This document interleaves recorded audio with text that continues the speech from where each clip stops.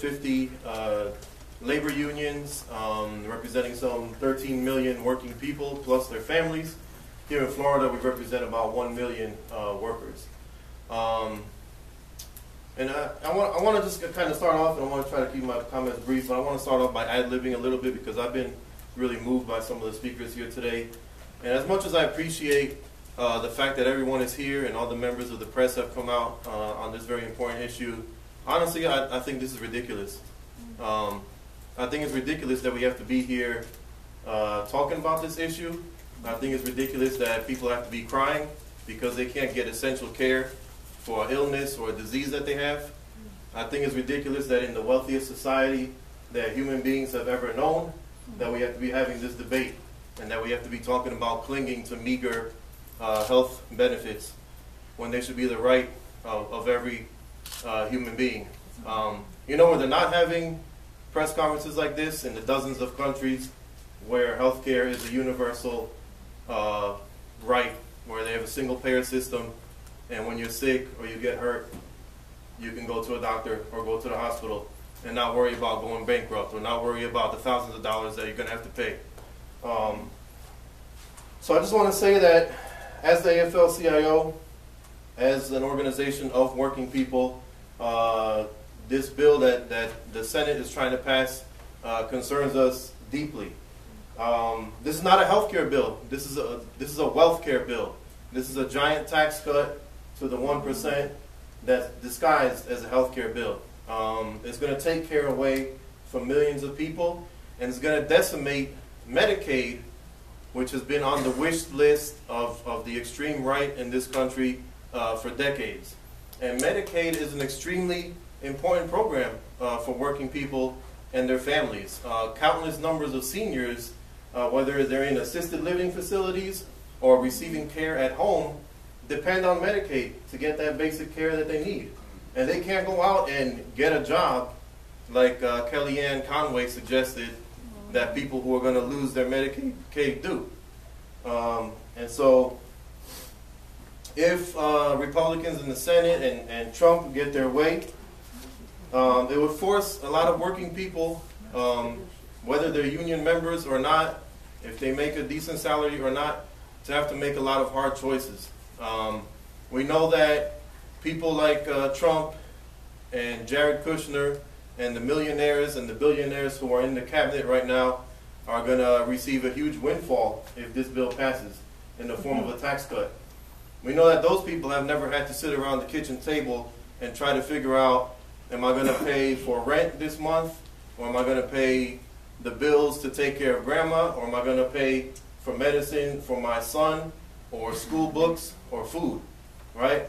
Those people have never had to worry about these things, but working people and poor people do. And it's very immoral and wrong and evil, as Reverend Meyer said, to have to put these kinds of decisions on people just because of a political ideology and just because of greed. We have resources, we have the ability to provide care for everyone in this country, and it's about time that we organize and we hold our elected officials and the powerful in this country accountable and demand that health care should exist for all as a right. I just want to mention one further thing, that this is also about jobs. People forget that health care is a huge part of our economy, and it's a huge part of supporting jobs. We know that a repeal of the Affordable Care Act, according to one study, will cost our economy an estimated 3 million jobs and 1.5 trillion in lost gross state product, including right here in Florida, an estimate of 180,000 jobs lost. A lot of this would come from the nursing home industry and from the senior care industry, which is one of the fastest growing sectors of employment in this country. And one healthcare leader argued recently that the cuts to Medicaid that are part of this bill would trigger widespread layoffs in this sector. And these workers are disproportionately female, and they are disproportionately black and people of color. All right? And where are those people supposed to go for their health care when they get laid off from doing these jobs? It's yet another question that is not being answered by this bill. So, in closing, I want to thank Senator Nelson and the other senators who are opposing this bill, and I want to encourage Senator Nelson and others to keep on doing everything that they can do to delay this, to stop this. It will be a disaster for working people if it passes. And I want to call on Senator Rubio to vote no on this bill, and to vote no on a bill that takes away health care from millions of people just so a few can have a few more dollars in their pockets. As we've heard today, and as we want you to understand, Senator Rubio, this is about people with disabilities. This is about people with pre-existing conditions. This is about the elderly, about veterans. This is about protecting women from being discriminated against and ensuring that Medicaid stays strong, especially for low-income people. So once again, we urge a vote of no on this bill. And as working people, as AFL-CIO, we stand united in opposition to this attempt. Thank you.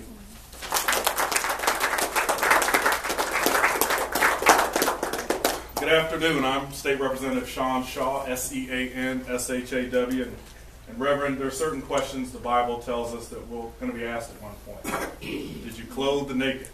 Did you take care of the sick? Did you feed the hungry? And if you vote yes for this bill, you can't answer any of those questions in the affirmative. And so I want to tell you the bill is evil. I'm disappointed that we have to be here to do it as well, but we are here, and we are active, and we're close to stopping this, but we have to maintain the pressure. But why are we here? We're here to tell you how bad the bill is. You've heard all these people tell you how bad it is. There is no corresponding press conference to tell you how good it is, because it isn't. No one can sit in front of you and have a press conference and tell you why this bill is good and necessary, other than to tell you, when I ran as a Republican, I told you I'd repeal Obamacare. They would rather repeal Obamacare with crap than leave it as it is, doing good for this country and good for Florida. That is what we're talking about today. And they would rather leave people on death's door. They would rather cost jobs in Florida. They would rather have all these things happen than to admit we had made progress under Obamacare. And if our politics has reached that point, then we are in a sad, sad state of affairs, which we are. And you've heard a lot of these statistics. I don't want to belabor them. 181,000 jobs in Florida alone are at risk. One health estimate says the repeal of Obamacare could result in the deaths of more than 43,000 people annually. That's enough. I don't know why we need any more stats than that. Trumpcare would kick more than 23 million people off their health care plans and leave more than 51 million Americans uninsured over the next 10 years. Cut more than $839 billion from Medicaid, and limit the way in which Medicaid is able to provide essential care to its recipients. I don't understand what the good part is. I don't understand why Republicans continue to push this. I do understand why they did it in secret, because it's terrible. I would have done it in secret too if I was trying to pass such a crappy bill. Particularly one that has not been scored by the Congressional Budget Office. I want you to think back when President Obama was in office. If we had tried to pass a bill that affected a sixth of the economy of this country without getting it scored by the CBO, they would have gone crazy. Yet we are here with a bill that was shoved down our throat, shoved down our senators' throats, to be honest, in the dark of night. And now it's been extended a couple of days because they know they don't have the votes. But it has not been scored. We don't know how much it's going to cost because the Congressional Budget Office hadn't scored it. This bill is a sixth of our economy.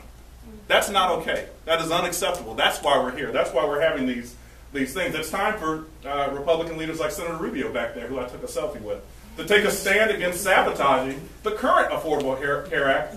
And this repeal does nothing more than drive up health care costs, purposely scare insurers into dropping out of the marketplace, and make it harder for working class Americans to gain quality and affordable care. 5 quick points you've already heard. The bill is nothing more than a tax break for the wealthiest, payday for large corporations. We should be protecting Medicare, not millionaires. 2, Republicans refuse to accept that the Affordable Care Act is working. That's why they're sabotaging it. 3, the Trumpcare bill would be devastating for Florida seniors. Premiums will be increased as much as $2,000 to $3,000 per year. I thought that's why we wanted to do something about Obamacare, because premiums are going to go up. This bill does nothing to actually stop what Republicans say is wrong with Obamacare, increasing premiums. That was the whole reason that we needed to do something. This bill that they're proposing does nothing, in fact, does the opposite. 4, changes in Medicaid will hurt veterans and their families, as you heard. And 5, repealing important provisions of the Affordable Care Act will have a damaging effect on women. You know, I just want to speak directly to Senator Rubio and tell him the plan was crafted in secret. It was not scored by the Congressional Budget Office. And on behalf of the Floridians that sent you to the U.S. Senate, please, please vote no on this bill because we are watching. Thank you.